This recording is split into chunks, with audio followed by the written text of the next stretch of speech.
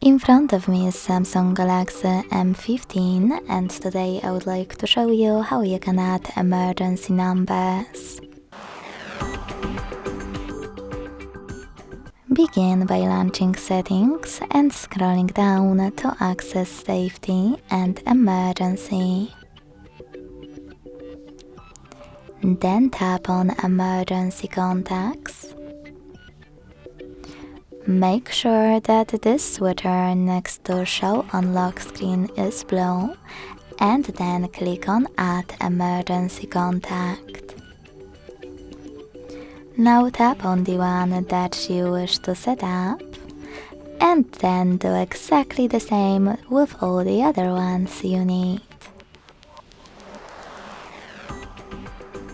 To save your contacts, hit Done at the bottom. As you can see, all of mine were successfully added. To delete one of them, click on those three dots at the top right corner. Select Delete. Click on the chosen one that you wish to get rid of and tap on Remove at the bottom. Thanks so much for watching. If you enjoyed this video, don't forget to leave a like, comment and subscribe. Bye!